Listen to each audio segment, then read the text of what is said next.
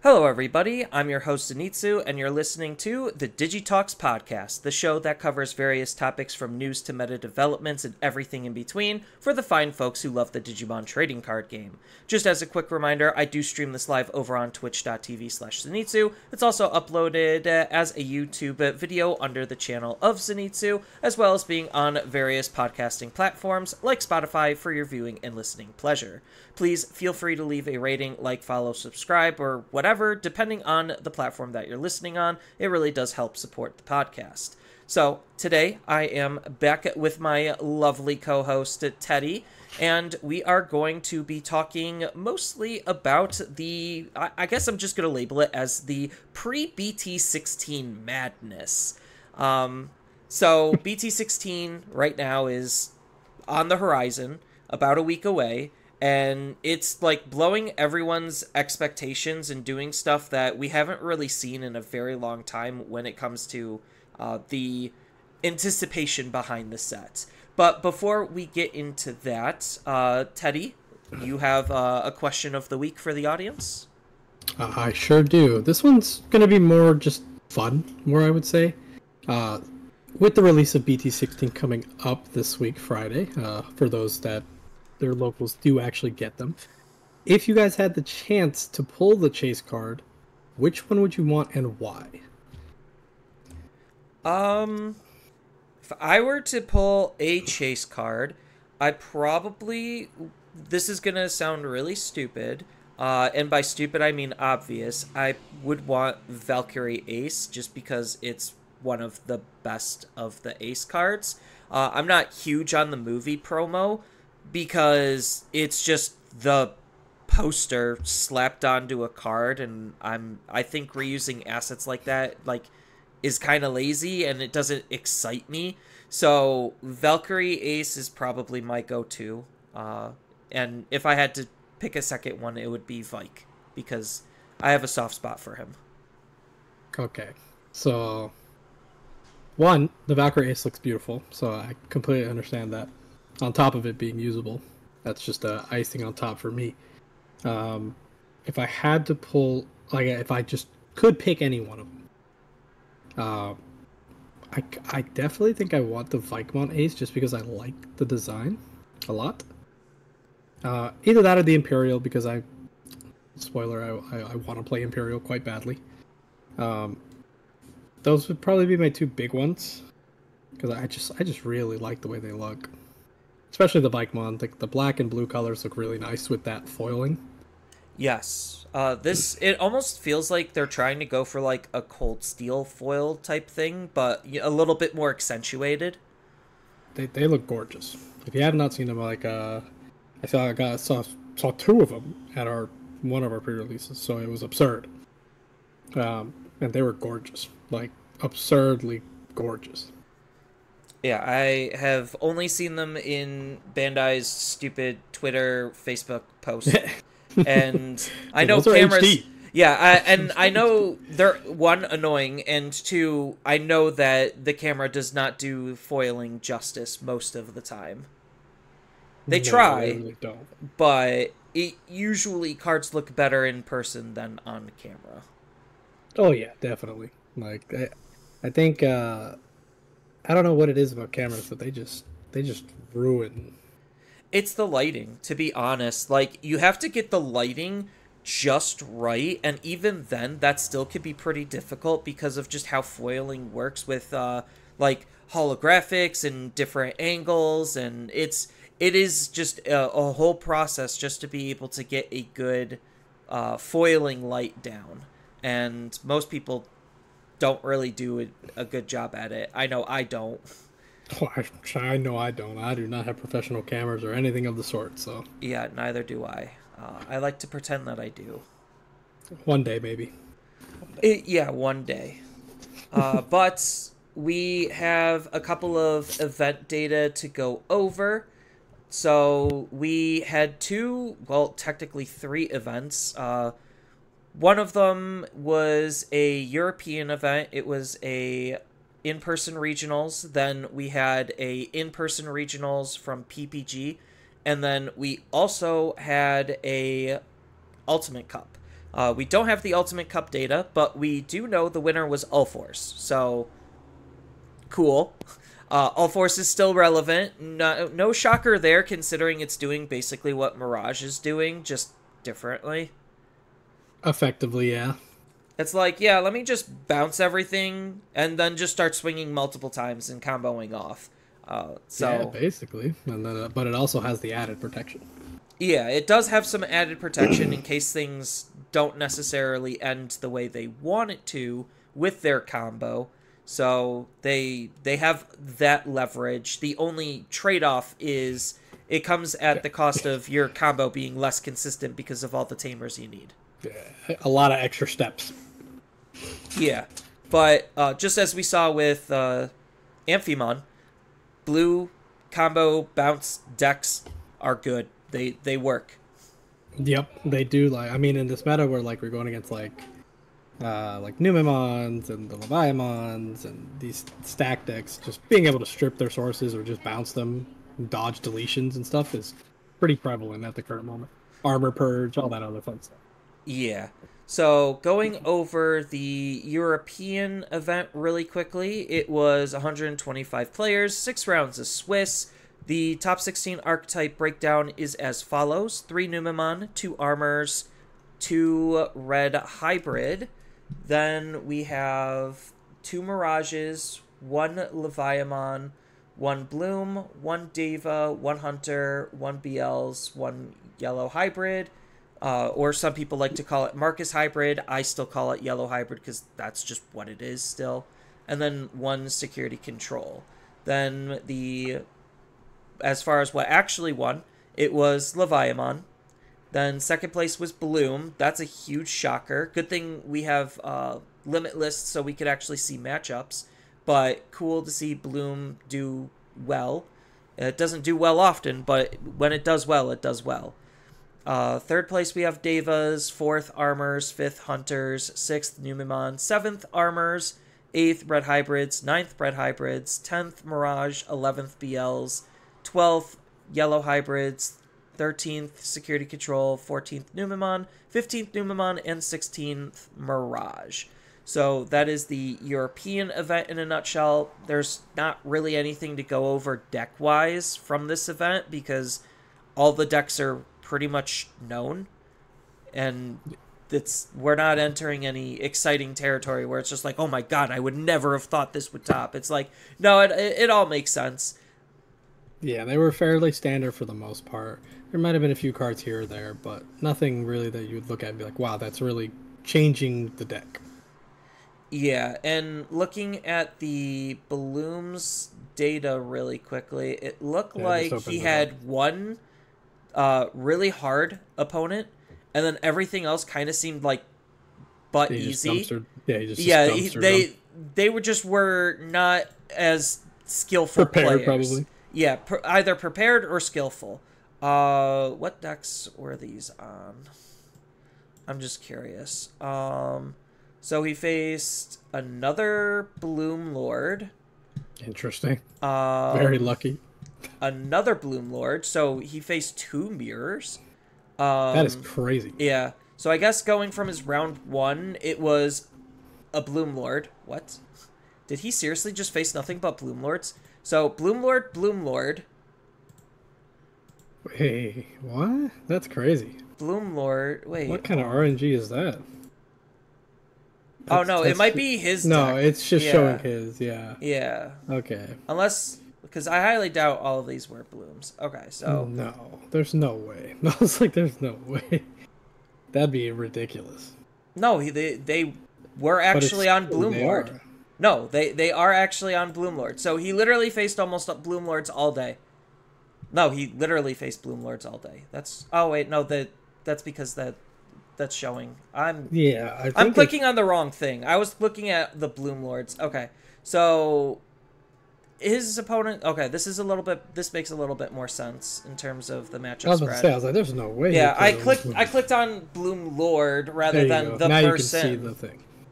Yeah. Okay, that was my bad. Is monkey business. You already know what monkey business is, and the record reflects that. I respect whoever played that. That's a cool.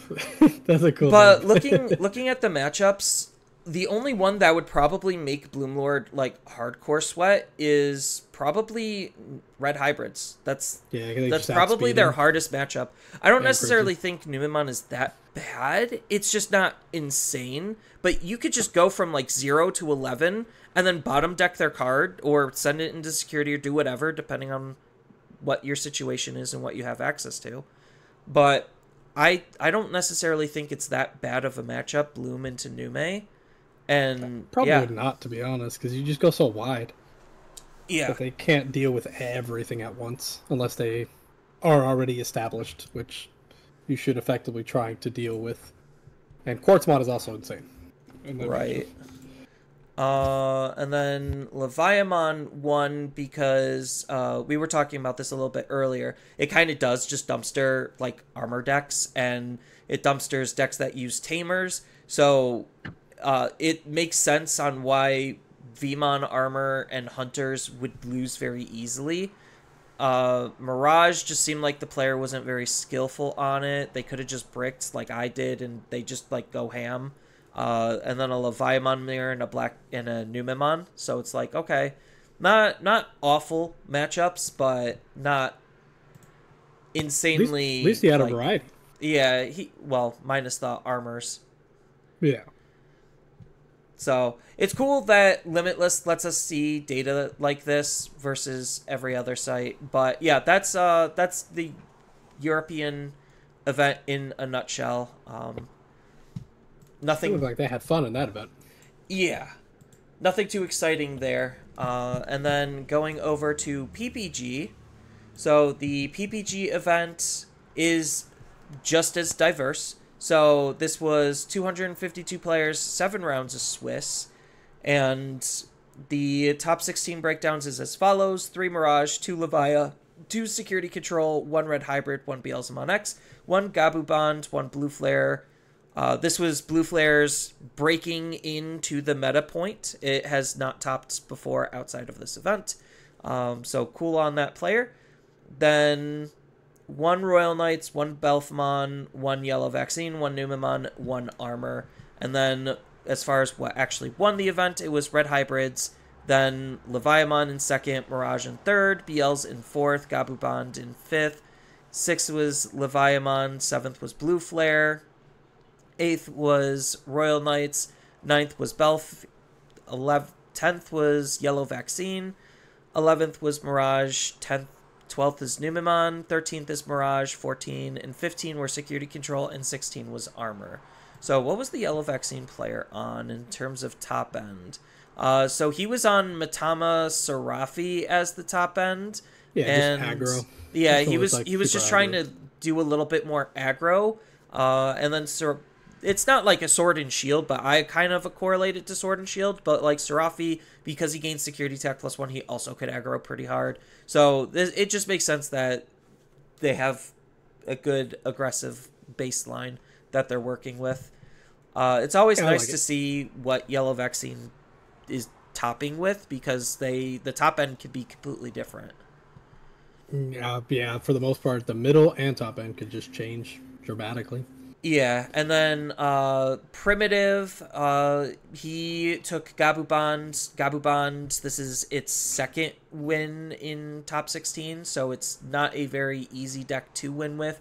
I think like these blue bounce decks are just really strong into this type of meta where there's just a lot of on-delete effects you do not want to trigger. And blue is also one of the faster and more consistent colors. So there's nothing really insanely spicy here outside of the Korikaku, just because, you know, there's no Tommy to really do Korikaku shenanigans with. There is Alana, so you could kind of still do some stunning, but that's not the objective. You said that in Primitive's like video. It's just a 6k beater. Yeah, it had the added benefit of just evolving over Lana if they so chose, but it was mainly for the 6k body. Yeah, the big upset is more Howling Memory Boost to try to like be a stunner and a memory boost at the same time, and then offensive plugin just to give your Digimon random security attack plus. Outside of that, everything else looked as standard as what we saw the last time. It's a solid deck. I don't think it needs to change. I think it's just one of those like right meta right time. Since this specific tournament had a lot of low to the ground stuff. This deck eats those decks alive with the bond, and you just got to play it good. And he clearly played it good. Yeah, and then obviously with this being the breakout event for Blue Flare being into the meta, they are incorporating Ukamon just because, free extra memory. Why not? You're barely using your rookie slot as is. They're just limiting it to Gaussmons for draw consistency. They are doing the whole shenanigan combo with the red Greymon, so they do have the potential to try to jamming 2 checks. Yeah, jamming 2 checks. And then the other big surprise is they're running Metal for just, more YOLO. YOLO big check. They have Sorai to strip and stun, which is really good against Numemon and some other decks. And then the other last piece of surprise is in a Zulong, because, they're just sitting on their level 5s, and if a Zulong can just out Digimon or gain you that extra attack out of nowhere if you have enough memory, which the deck can have enough memory, then it just, it's basically just an extra copy of Siege that does something. It's an extra copy of an attack, it's removal, I mean, it does quite a bit for the deck. Yeah, so this is a very interesting list. I wouldn't. It has a lot of standardized elements, but it does have a nice spicy tech that probably helped propel it. And congrats to the player who played it to get into top 16 with it. Yeah, Mr. Alan Jones. Congrats, friend.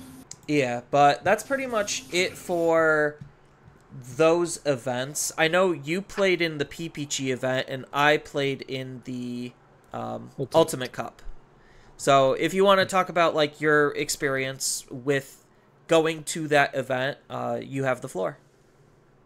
It was fun. Me and my friend Mark, we traveled over to North Carolina from Florida, so we took the 9-hour drive, and it was a good time. It started at a good time. It was fairly early in the day when it started, which was nice. And we got cooked. I ain't even gonna act like we did not do good at all. We got smoked. I was playing Armor Rush, and if anyone here knows Mark, he was playing Machine German, and my matchups weren't that bad. It really wasn't that. It was more just playing against decks that I was not prepared for at all. Like seeing decks that I just never thought I was gonna see. So that goes to show that sometimes the meta being healthy kind of sucks, because it's just like there's so many decks that can be played. But it was fun. All the people I played against were fun. And shout out Primitive. Thanks for letting me stop you and say hello. It was a good day. It was very fun. I had a lot of fun. The side events were hilarious. It was a good time. It was a very good time. Yeah, it seems like, I mean, I have not necessarily a history with PPG, but I am very aware that PPG runs in-person events, and it seemed like this one ran pretty smoothly, which is always nice to see. Because we need more very, very in-person events. We need both more in-person and online. And this year we actually have a pretty decent spread in terms of the amount of events. So Bandai's trying. They're doing their job the best that they can. Or at least I like to hope they are. I had no complaint at the current moment. It could be a lot worse. So I'm not gonna bite the hand that feeds me. Yeah. I played in Ultimate Cup. And we don't have the Ultimate Cup data yet. It'll probably come out in like a day or two after the recording of this, which is why it never comes in, is because sometimes it's just a little on the late side.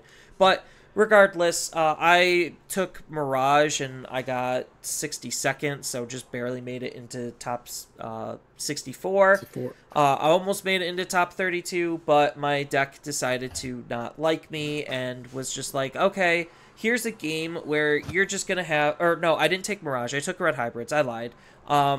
It just, for whatever reason, I had like a game where it's just like, yeah, here's no Emperors, and I'm like, cool, I could try to do something, and one of the games just didn't pan out, and then one game I didn't see any Tamers, and I'm like, cool, that's even worse than no Emperors, because at least with no Emperor, that's objectively worse. Yeah, so those were 2 of my 3 losses, was because my deck decided to take a little brick and decided to want to build a house out of it.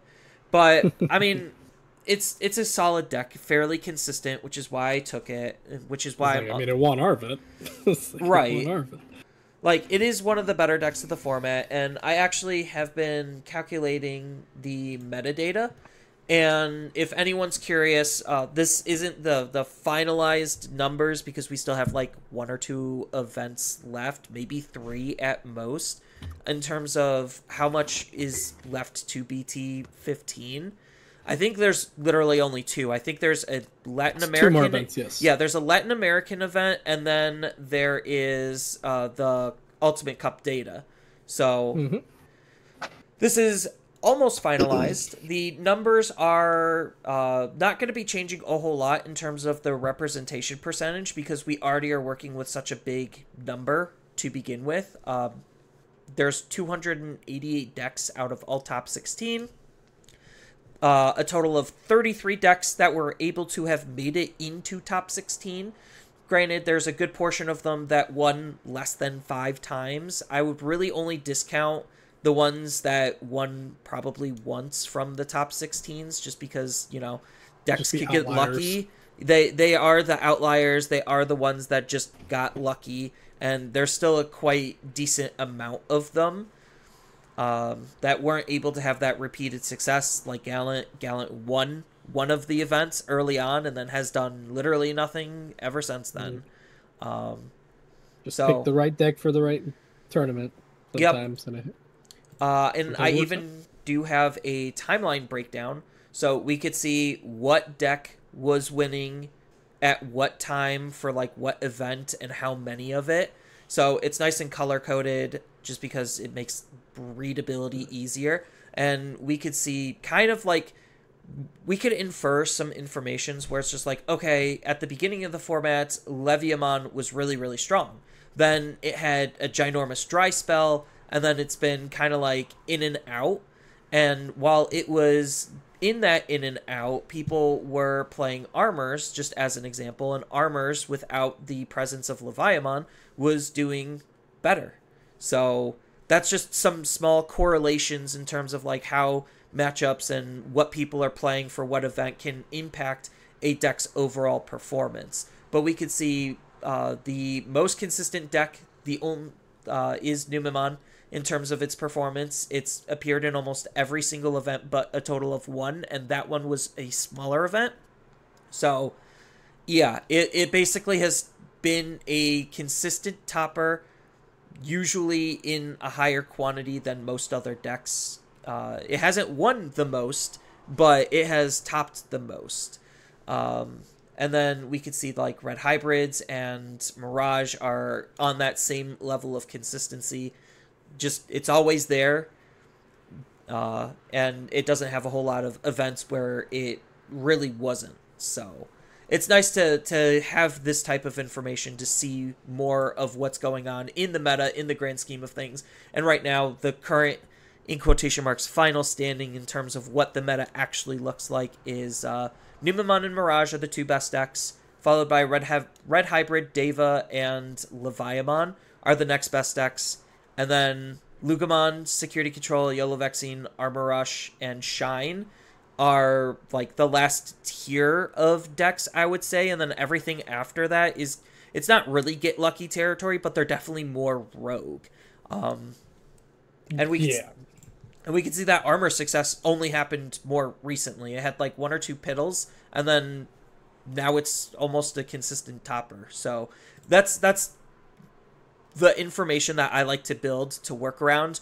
So when I'm talking about the meta, I know what I'm talking about when it comes to looking at all of this data and trying to put it into a perspective that we haven't seen before. Because most people just take the meta as like event snapshots, and I think that's a dishonest service because there's so much more that goes into it than just that snapshot. Yeah, that's a an unfair way to look at it Yeah. rather than seeing just purely data. Now, of course, you can kind of look at some of that with a grain of salt, but for the most part, that's just data. That is literally all just data saying this is what did what. So you can't argue it. Like you can't be like, oh well, that deck's not better. Well, I was like, well, it was the one doing performing. So it's kind of hard to argue when there's just numbers that say otherwise. Yeah, and with only 2 events worth of data left to collect, I don't necessarily think the numbers are going to change that dramatically compared to like what I literally just showed off or what was mentioned. And obviously on YouTube, I'm going to be doing like the big final meta breakdown and we're kind of just going to be talking about it here because we played a lot of BT15 and BT15 is pretty much coming to a close, if not already coming to a close, because this weekend is the release of BT16.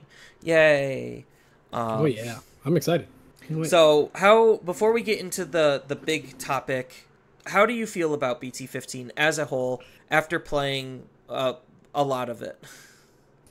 Oh Lord, I played a lot of BT15. It was good. I don't think it was predominantly bad or anything of that nature. I do think there were some spells where it was like, oh, this is weird. But I overall enjoyed it because I felt I had options. And that to me, at least in my eyes, that to me is better than just saying there's 2-3 decks that are good. I can only play these 2-3 decks.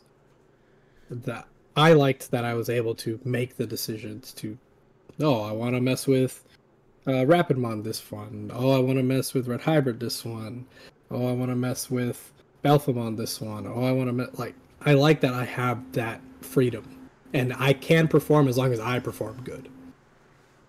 That's very true. I know a lot of people are like really anti-wide formats, and like, I can understand that. Yeah, like we could condense, like as you just showed, I condensed like what actually was topping consistently into like Correct. 10 decks, and like 10 decks still being topping consistently with the numbers not dramatically that much farther apart from each other is still pretty good to see, knowing that we're in a good space at this current moment in time. And like you said, having options is such a luxury that it's A lot of games don't get. yeah, a lot of games don't get. Like right now, I know the Dragon Ball Fusion World community is all up in a tizzy because they have almost they almost have a tier 1 format where one deck is more than 50% of the entire field and has been topping above 50% across the board for the first couple of events. So that's usually what we don't want to see. And like some people will be like, oh, but it's so much easier to prepare knowing that everyone's on the same deck. And I'm just like, yeah, Yes. but then it gets boring, and that's not fun. That to me would get stagnant very quickly. And that would mean if it gets stagnant quickly, then that means you want to get out of the format faster so you can get to the new stuff. And then that's not healthy for your game to be like, oh, I want to play this for a month. Okay, I've played it for a month. I hate this now. We're done with it. Go next. Like that's not good. And I honestly think with just the sheer, like, this, I'll say, after collecting data on every single set since BT7 and putting them into this type of a spreadsheet, this is by far the most spread, diverse format we have ever had, on top of it probably being arguably one of the more healthier formats. Because, like, Numimon's the best deck, but it's not the best deck by that wide of a margin, and then there's plenty of other decks that are keeping it at check based on playstyle. Because as we kind of already alluded to, like, blue bounce decks right now are good because stuff like red hybrids and purple and Numemon all have on-delete effects that you don't want to trigger, or cards that go into the trash that you don't want into the trash, and putting them to the hand or bottom of the deck is just a way to try to counteract that. So it shows that there's, like, actual counterplay based on the mechanics that are being played in higher prevalencies. It's like people have to adapt, and that's good. When you're that ebb and flow of decks, like for example, like Leviathan being super good early, and then Numemon starting to take over. They're running more of like the the Zwart Defeat. So now Leviathan's like, okay, we kind of have to step back. Leviathan steps back. That opens the door for armors. Other blue decks that want that staying power that couldn't because of Leviathan. So it's like adaptation is good. I don't know where people would get the idea that it isn't, but I'd like that people were like, okay, this is slowing down, now we can do other things, because that's not happening anymore. Yeah, because at the beginning of the format, I was just like, okay, if Leviathan, Numemon, and Red Hybrids were the best deck, what beats that deck? And then I was just like, Devas. And then everyone immediately started getting results with Devas, and Devas started propping up, and then it's just like, okay, well, now what beats Devas, and what beats Numemon? Mirage. So then Mirage starts kicking up, and then, like, yeah, we kind of, with that timeline that I showed off, we get a better understanding on kind of just how and why and when things are happening, and it's definitely really cool to see just the fact that I can go to an event, and as long as I'm confident on my deck, like, what matters the most, rather than expecting to see the tier 0 deck every single time, or the tier 1 decks every single time. Like, no, I've, at least in all of my events, have always played an off player, usually in the middle of the tournament. Not necessarily always at the beginning and the end, but sometimes in the middle. And that's refreshing, where it's just like, okay, I'm not always just going to see Numemon Mirage, or Numemon Red Hybrids, or whatever. So I didn't even play it. I played against one Red Hybrid. I didn't play against a single Numemon. And I played against 2 Yellowbacks, Security Control, a Gallantmon, Jessmon, and I won't lie, I don't even remember what the other deck was, because I didn't get to see much of it. But it was not a normal deck, for sure. It was like some weird green gotcha thing. Oh, that guy was super cool, though. Yeah. But it was a fun game. But like stuff like that, that's cool to me. That people feel that they can do that, and having that luxury of being able to say, I want to play, have more options. My favorite deck is not number 1, but it's also not at the bottom, so I can play it. That's cool. Yeah. To me, at least it is. And BT16 is definitely going to be shaking up the format and swapping over to BT16 talk. Pre-release was this past weekend, and this, I'm going to be very blunt and upfront. I hated this set's pre-release. Like, I know I make a pre-release guide every single format, and usually you would think a guy who just tries to study pre-release should do well. I have a proven track record of doing well at pre-release. This pre-release, I can firmly, safely, confidently say, sucked. This set it had some elements that were really good for a sealed event, and then it had some elements that were just absolutely god-awful. So, I ended up getting 3rd place at my pre-release. So, it's not like my showing was bad. It's just there was a very clear gap between card quality between what me and my opponent was working with. And I hated that. The fact that literally certain mechanics, because they had it and I didn't, gave them a actual advantage compared to other formats where, okay, good skillful play, I could out stuff. This format, no. And like, that's usually the worst The worst and least thing that I want to see when it comes to sealed. I think I'm somewhat on that mentality. Like, it felt very volatile for sure. Uh, like, if you didn't pull any aces and stuff, you were just not having a good time. Yeah, aces and DNAs. That, like, if you had aces and DNAs, you were in so much a better of a position than your opponent. It was not even funny. Like, for me, I didn't my pre-release, I didn't pull any SRs. Like, I pulled one. Oh, it was big Ukamon too, and I was just like, God dang it. Who was it? I did pull one. It was Vikemon. Vikemon Ace. I pulled one. I didn't see it in any of the games that I played, but I did pull one ace. So it's like, that was the one SR I had, and it was also the only ace I had. So it was like, I didn't even pull like the Grand Kuwaga ace. I didn't get the Apollo, or is it Apollo? Achillesmon. Yeah, Achillesmon. Achillesmon would have been so dope for if I pulled one, because Achillesmon was dope. Because the Pulsemon level 5s were insane on pre-release. They were so good. Yes. I like when they give us the flexibility to be able to play a card in multiple different ways, because that increases the usage on how we could approach utilizing this card, which therefore is a skill in of itself. Like, I literally had a play where my opponent was sitting on, I think it was a level 6. I hard played Shootmon, de-digivolved it into their Pulsemon level 5, and then because I was just so happened to be at 3 security, I also then deleted their Digimon. Boom! Then they brought their Digimon out of raising to try to swing to put me off of 3 security, and then I aced, and I basically won the game that way.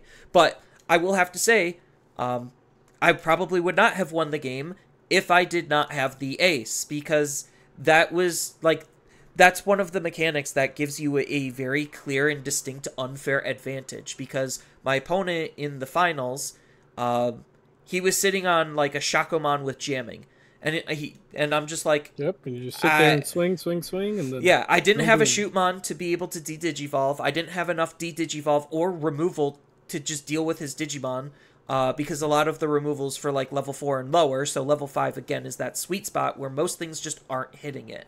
So he was just swinging casually, and I knew he had 3 ace Digimon in his deck, so I'm just, like, sitting there, and I'm like, I literally can't attack him, because if I do, his Shakomon aces and then ruins my field, and I just have to, like, literally hope and pray I find Shootmon, and even then, he already played around it, because he was manipulating my security based on how he was attacking, knowing that I had Shootmon to potentially out what he was doing. So it's just like, the Pulsemon stuff, while it was great, it was predictable because you could just put them at a particular security threshold. There's limited recovery options, so you really can't do much of anything once you hit under that 3, and then you can start playing around their cards, versus the aces, you literally cannot even play around. It's just like, oh, I'm going to have to make this attack. He has a level 5, whether he hard played it or digivolved, and then you just get wrecked because he aced and you couldn't play around it. I was like, if he hard played it, then there's literally almost nothing you can do. Like, there wasn't enough removal that could deal with just a level 5 outright. Yeah, and then the specific, like, I hated the set also because it just had too much specific synergies that needed to line up in order to make your cards efficient. So, like, everything was, like, digivolving for 3, and it was so obnoxiously slow. I'm just like, this just does not feel good. It does not feel very rewarding. Like, if it digivolved for 2, I was, like, jumping through the moon. And I'm just like, that's normal Digimon, though. Like... that, and then, like, there was a lot of armors. Yeah, like, it wasn't effective to remove bodies.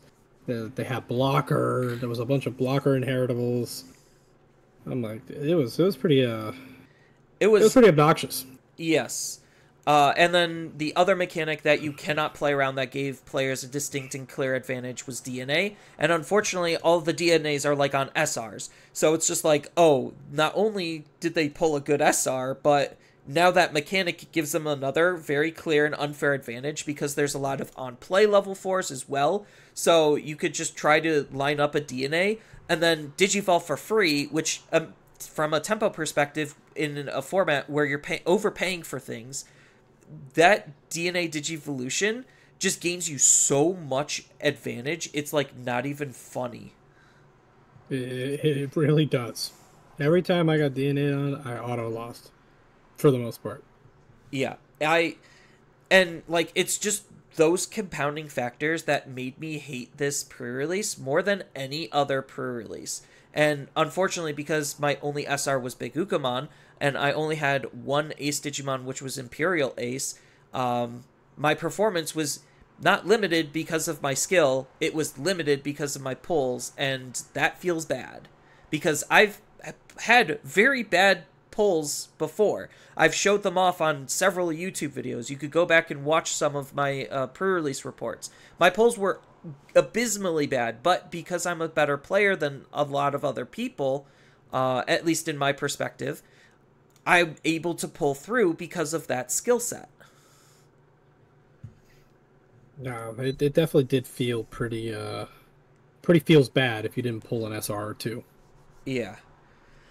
At least that was my experience. I got cooked. I didn't even stand a chance. Like every time I swung, just an ace popped up, and they had all the removal because the level 5 DNAs all had removal built into them. So they just it was pretty painful. I'm not gonna front. Yeah, the only advantage I had was I had 2 eggs, which might not sound like it's an advantage, but the fact that I could just raise a level 3, I didn't have to pay 1 to evolve it on top of an egg. It actually, cheating, bro. It actually helped me, especially in one of my earlier games. I actually did pull off like a slightly big Ukamon combo where it's just like, okay, I aggressed really early with a Digimon, knowing I had big Ukamon in the weight, got the egg into my trash, and then I was able to reuse it, and because I had a low egg count, I just kept recycling basically the same egg over and over again, and it did something for a total of 1 game, and it was funny. But yeah. So that's fun. I didn't have anything fun like that. Yeah, like there's still fun moments and fun to be had. It's just the RNG in terms of the pulls on the mechanics that you need in order to actually be successful in this pre-release just ruined a lot of the fun in my perspective. I know on Facebook a lot of people are saying how fun they had. I don't know what their pulls were and how their performance was, but like I'm okay with losing when it's a skill issue. I'm not okay with losing when like my deck is bricking or my opponent literally in this case just pulls better than I did and giving him a very clear distinct advantage. Yeah, I still thought it was fun overall, but it definitely did feel kind of bad. Like to see like everybody pull like the ace, the SRs and the aces and stuff, and then I had almost nothing to work with. I was running off of just scraps. Yeah. And it definitely did feel pretty bad. But I mean I still got a few wins. Or I got 1 win. And then no, I got 2 wins and then a loss. But it definitely could have been a lot better. I don't know how they would have balanced it to make it a bit better for this specific one, because I think it's just the nature of the beast with this specific set. Yeah, and I mean, Digimon we already know is not made for limited events like this. For whatever reason, the English-speaking audience just wants it just because of Magic the Gathering reasons. But Japanese... Yeah, Japanese card games generally, like, don't design for this type of experience, so it's always going to feel wonky, and sometimes more wonky isn't necessarily good. Oh yeah, definitely. I agree there. But yeah, so that was BT16 pre-release, and right now we are in BT16 pre-release market, and this set is very disturbing on what its current performance and trajectory is, and by scary, I mean this is going to be one of the most expensive Digimon sets we've had in a very, very long time. And not expensive as in, like, oh, a single card is expensive. Like, no, expensive as in almost everything is projecting to be more expensive across the field. Not necessarily because of higher playability or lower pull rates, but just part of it almost feels like BT15 was so abysmally bad that stores were burnt really hard, so they under-ordered BT16, and therein lies some of the problems, because I'm already hearing through the grapevines, oh, there's distribution issues, or the set was just short-ordered, or literally from my new LGS, BT15 sucked, so we ordered less BT16. And I was just like, that's dangerous. Like, that is actually dangerous. Stores need to pay attention to, actual sets and how they're designed in order to assess if they should go heavier or not. Like, I could have told anyone at the beginning when they announced BT15, don't buy into a whole lot of BT15. Same thing with the RB set. Like, do not buy a whole lot into that. And then stores just go absolutely ballistic over it. And then they wonder, oh, we got burnt so hard. How could we have known? And I'm like, the writing was on the wall. Like, when the distributor gives you the description of everything that the set is doing, we could see and know that the pull rates are going to be bad before they even release a single card information. Like, I feel like the distributors don't look at that, or I should say the shops. The shops don't look at that, and that's the problem. Like, because they're ordering based on, like, just current feedback, and they're not ordering based on what the set has the potential to do. Granted, that does require some homework, and stores don't like doing their homework. It's just not in their prerogative. Yeah, they're usually just too busy or focused on other things, and that overall hurts our secondary market, because it does seem like this set was short ordered. So, like, I couldn't even get a box on pre-release. Oh, really? Wow. I got. Yeah, it was that bad to where I couldn't even get a box.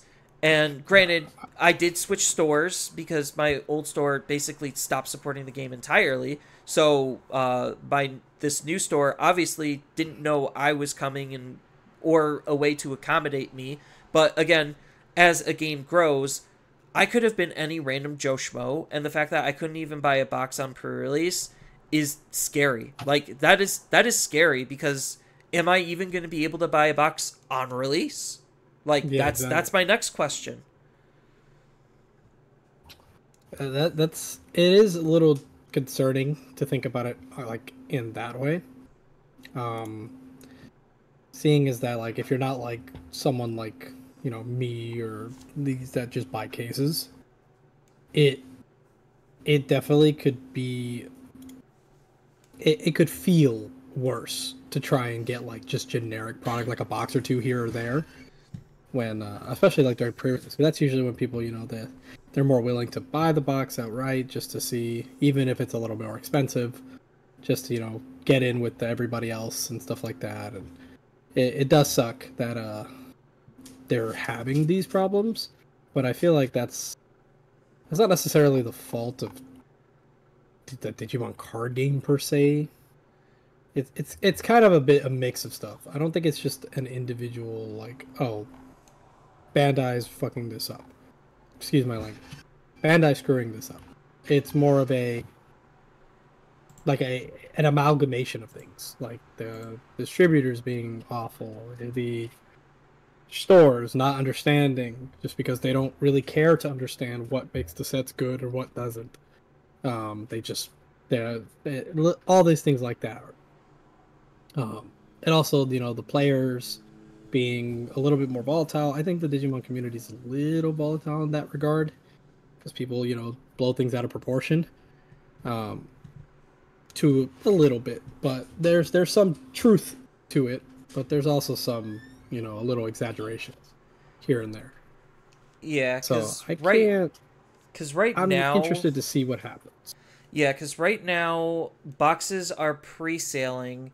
Which like they're pre-selling at just over $100, which usually, if anyone who's paid attention to Digimon booster box prices, they don't usually hit that high. Most of the time, a brand new set you'll be able to buy it for like between 75 to 85 pending location and store. Like, that's usually the expected range and price of a booster box, and the fact that this is that much higher to me is already very alarming. And then it is a little scary, for sure. Yeah, not to mention just like a lot of the pre-sales, because people are buying into FOMO, where it's just like Magnamon X Antibody being $60, Rapid Bond X Antibody being $60. Like, a lot of the stores like PPG, they will take advantage of FOMO and they will not feel bad about it. And they will also sell that card at the correct price on release when the market dictates it. So, like, yes, 90% of the time, pre-sale prices are overblown, but with this set specifically, I don't know if it's going to see the usual hardcore drop that it normally does because of potential product shortages compared to BT15. Again, this is in comparison to like BT14 and BT15, where they had some pretty decent hype, but stores might have also over-ordered it based on misreading that hype. And then backed off as soon as BT15 was not that great with BT16. So I think like Magnamon X Antibody, if we take a look at like other, I guess, comparable of super or secrets, they're usually around $50. It's not that far off. Yeah, it's usually around like $50. So like I would say $50 on the lower end is like 40-ish. On the low end, you get like Fanglong, where it's just like, yeah, this is a mandatory 4 for the deck, and he's like 20. Yeah, he's like 20-25. But because there's obviously more playability to something like Magna and more popularity, he's obviously going to dictate a higher price. So I think like a solid release price and like good price to buy him at would be around that $50 mark. Rapid Bond is going to be a little bit less, just because Rapid Bond's not as strong, but like I think Rapid Bond X being a secret rare is very disingenuous, because if you're buying the starter deck, needing a secret rare from the set, that feels pretty shitty. I'm not gonna lie, and pardon my language. That's a very low move on Bandai's part, knowing that, oh, you want to upgrade your starter deck? Cool, buy this set. Oh, by the way, you need this 4 of secret rare. I'm just like, that's such a very poor move on Bandai's part. I mean, it's good for them because they found a way to try to squeeze pennies out of players, but like they're buying a starter or advanced deck because they're starting the game. Forcing them to buy secret rares in order to be competitive is like, that's just no. That's something like, if it was a super rare, there would be less argument because super rares are obviously easier to get than secrets. Oh, of course. I agree. But I think to an extent there. Yeah, but I think Rapid Bond's also going to be probably about a 40. Like, if Magnamon's going to be about a $50 secret, Rapid Bond's going to be about a $40 secret. It's not going to be that much difference because he is played in multiple different decks. He is still a very strong meta-defining card, especially for those who bought the starter deck. The popularity will help propel it up. So, like, the secrets are already looking to be very expensive in this set. Yeah, I mean, a good chunk of this stuff is pretty expensive at the moment. To be fair, a lot of this is pre-release price, so we'll see what happens on Friday when hopefully more places have their product and stuff like that. So look at this, at least the other prices, with a grain of salt. The secret rares will probably still hover around the same-ish price. They'll go down for sure, but I don't assume by much, just like he said. Yeah, I mean, because at pre-sale, only a limited amount of shops are able to sell early. So once the floodgates open, ideally things are going to be falling. But the other thing that the community kind of doesn't acknowledge is the fact that if you're buying into pre-sale, that will actually help determine the actual price of the card when it comes out.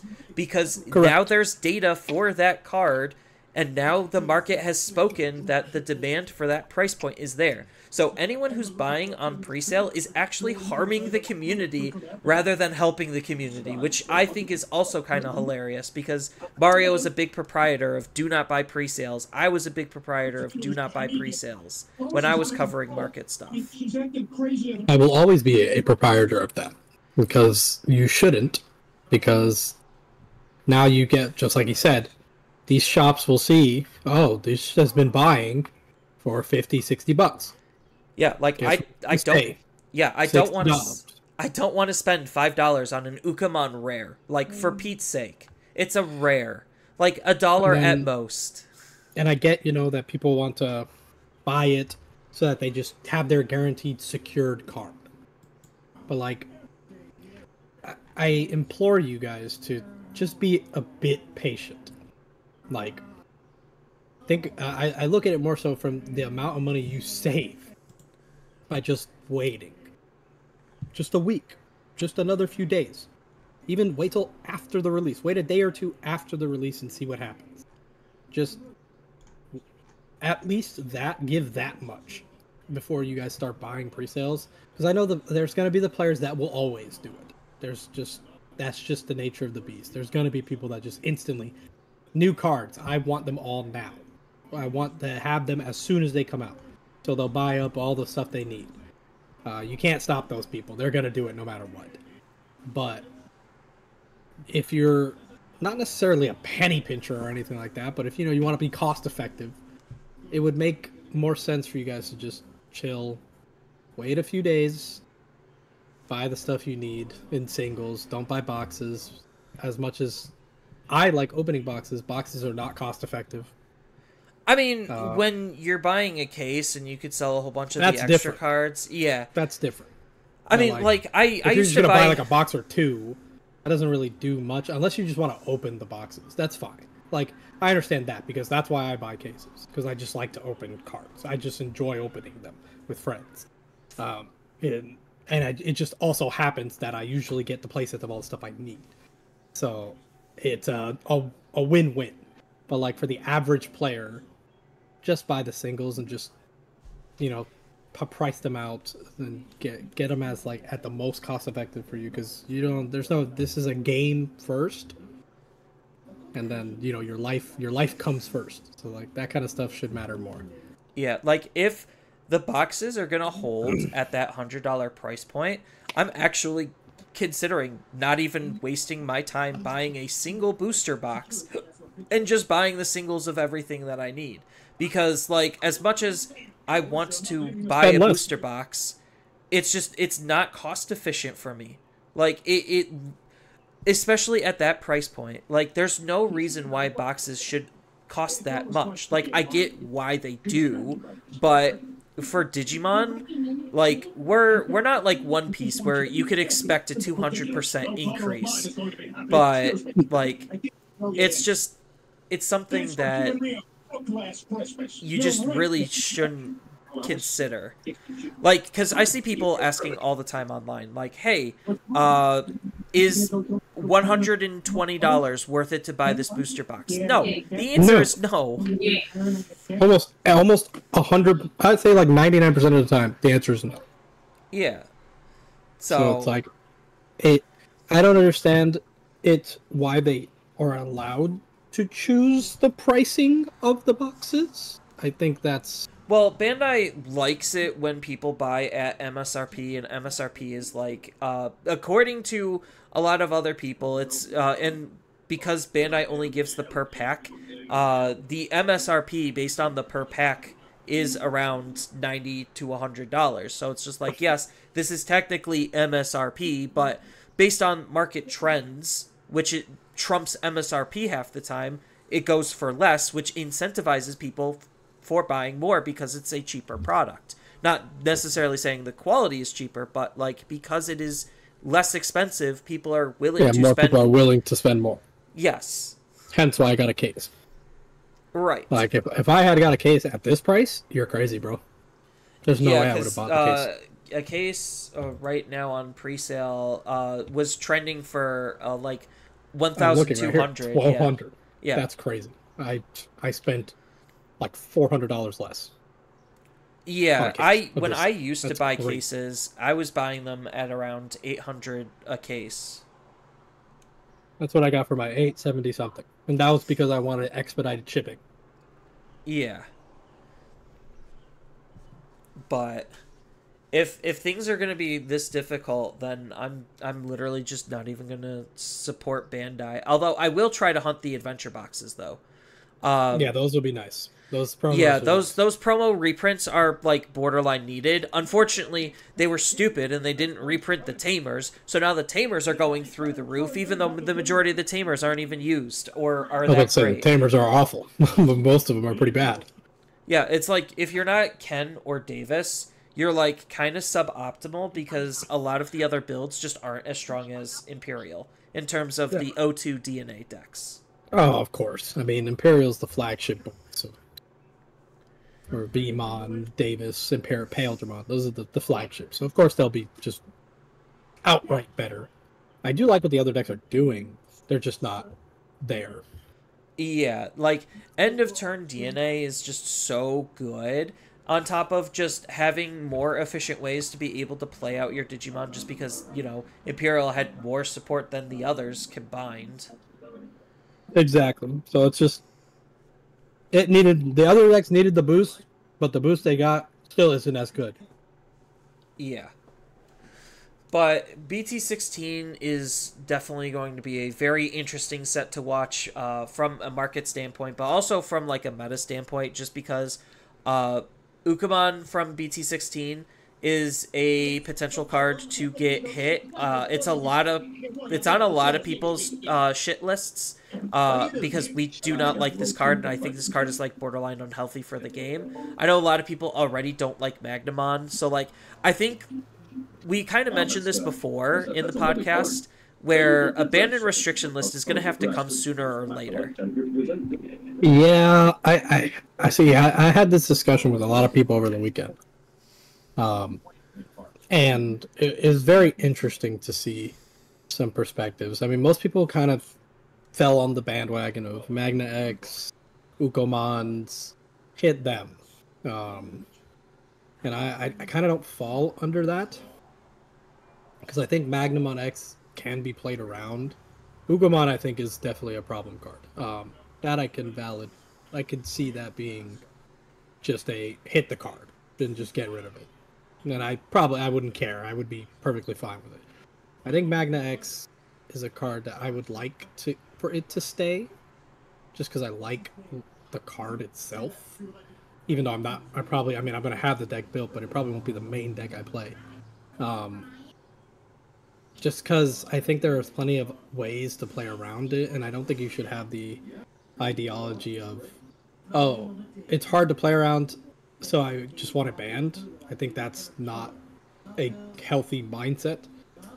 Um, Hence, people hated Leviathan when that first started, but now people figured out how to play around it. They figured out what they needed to do, and then now Leviathan is a good deck still, but it's not what it was supposed to be when everybody saw it and was like, "Oh my god, Leviathan X needs to be banned."